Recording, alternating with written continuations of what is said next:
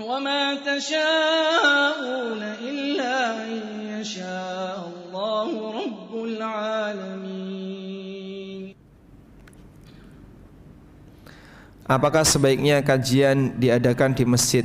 Lebih baik menyuarakan masjid, menyuburkan masjid daripada menyuburkan hotel yang bercampur dengan kemaksiatan. Mengapa para pemateri masih ada yang mengisi kajian di hotel yang berbayar, padahal kajian tidak boleh berbayar? Ada yang beralasan kalau di masjid khawatir terjadi sabotase. Bukankah sekarang sudah aman mengadakan kajian di masjid dengan pemateri terkenal dan ternama? Baik. Pertama begini, masalah tempat. Di mana kita boleh belajar agama? Di mana kita boleh belajar agama? Di semua tempat. Apakah Rasulullah SAW hanya ngisi kajian di masjid? Tidak. Bahkan kadang di kuburan.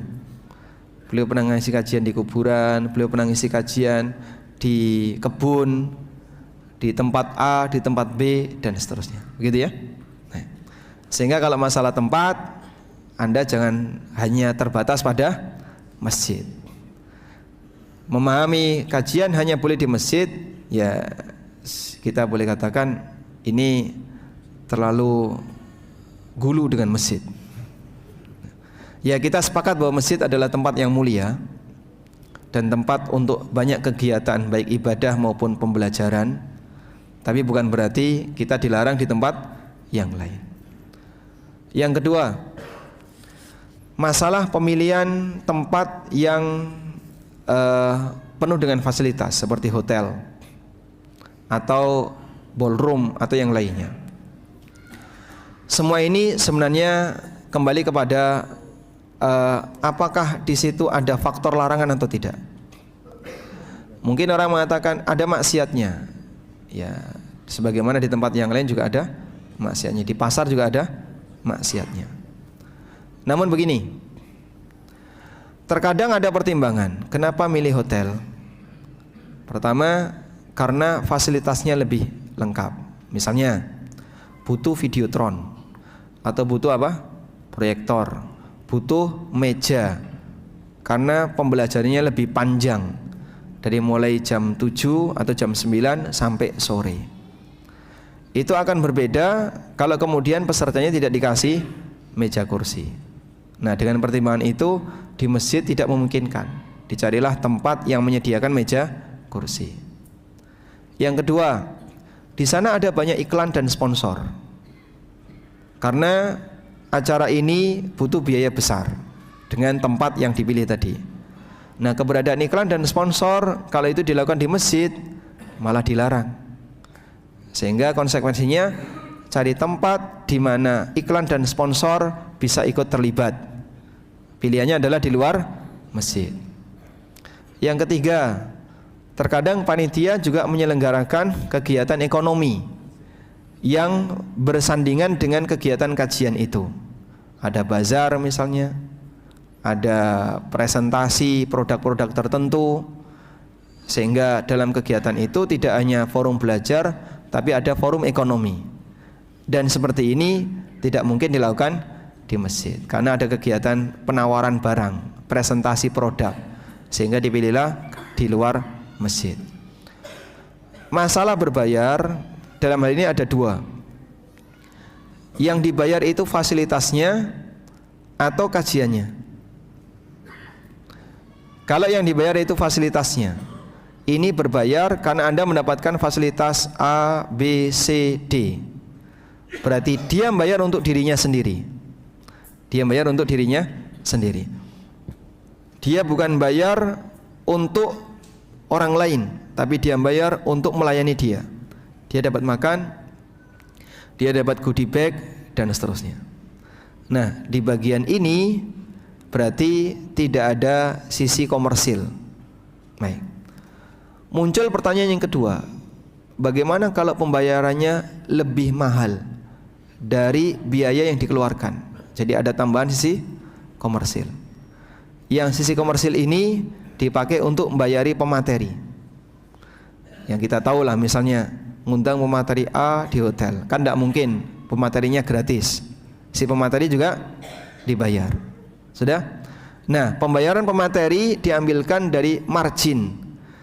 Biaya net untuk peserta anggap 200. Lalu ngambil margin 50. Bolehkah 50 ini nanti dipakai untuk pemateri? Wallahu alam, dalam hal ini masih masuk ranah khilaf di antara para ulama. Dan banyak di antara ulama yang mengatakan diperbolehkan dengan dalil. Satu, dulu ada sahabat yang mau memberikan ruqyah dengan syarat berbayar. Hadis siapa? Abu Sa'id Al-Khudri. Datang orang menyampaikan, apakah kalian punya obat? Lalu salah satu sahabat angkat tangan, saya sanggup, saya akan ruqyah tapi dengan syarat saya dibayar. Disetujui.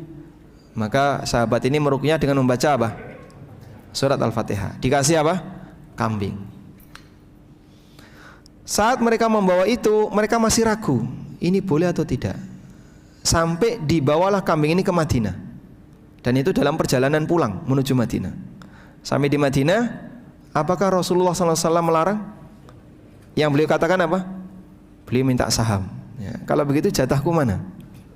Ya, walaupun maksudnya adalah Nabi SAW membolehkan praktek seperti ini.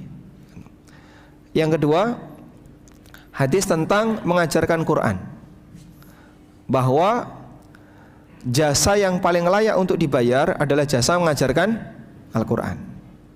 Dan ini kaitannya dengan masalah pendidikan. Maka jika mengajarkan Quran boleh dibayar, demikian pula mengajarkan ilmu-ilmu cabang dari Al-Quran. Dan dalam beberapa prakteknya, sebagian ulama tidak mau menyampaikan hadis kecuali dibayar. Sebagian di antara mereka hasil tulisannya tidak boleh dikutip kecuali dibayar. Kalau nggak salah, Abu Nuaim, penulis kitab Hilyatul Aulia, itu menjual kitabnya ke kerajaan, dibayar sekian dinar. Sehingga hal seperti ini sudah biasa terjadi di masa para ulama. Wa ala kullin, dan tetap menghormati, misalnya ada yang menyampaikan tanpa minta bayaran dan seterusnya. Wa ala kullin, intinya begini, kita semuanya dalam lingkaran para asatidzah Ahlus Sunnah. Kalaupun terjadi beda pendapat dalam masalah pendekatan, maka mohon untuk tidak saling memberikan komentar miring. Tidak saling memberikan komentar miring, ya. Ingat, semua ini akan ada pertanggungjawabannya di akhirat. Bisa jadi Anda mempermasalahkan atau orang mempermasalahkan kajian di hotel, tapi dia tidak mempermasalahkan kalimat pedas yang dia sampaikan. Padahal yang ini isian celaan, yang ini masih di ranah khilaf. Nah, dari situ, kenapa yang ini tidak ditoleransi, sementara perkataan pedas tadi dia biarkan? Sehingga hal seperti ini seharusnya masih bisa diselesaikan dengan cara diskusi yang baik, bukan dengan cara saling menyerang. Ya, kurang lebih seperti itu sebagai nasihat akhir, ya. Oleh karena itu, kalau ada kajian di hotel dan seterusnya, coba lihat pertimbangan tadi, ya. Itu ada sponsor, di situ ada apa lagi? Ada kegiatan ekonomi, dan itu belum memungkinkan untuk dilakukan di masjid. Ada fasilitas dan seterusnya, karena masa belajarnya panjang. Saya pernah ngisi begitu, terkait masalah fikih muamalah. Ya, jamaahnya nggak paham. Kenapa? Nggak ada oret-oretan. Terus ya pakai proyektor, coba kita oret-oret. Ternyata masyarakatnya juga nggak paham, karena terlalu jauh. Saya nggak jangkau yang seperti itu. Iya, ini kelas khusus. Nah, ketika itu dilakukan di masjid, pesertanya kan beragam, ya. Ada tua, ada muda, ada yang punya latar belakang pemahaman tentang ekonomi, dan ada yang nggak punya latar belakang. Jadinya tidak seragam. Nah, seperti itu saat dilakukan di forum khusus lebih seragam. Nah, forum khusus itu kalau dilakukan di masjid terkadang kurang memungkinkan, butuh belajar yang panjang. Wallahu alam.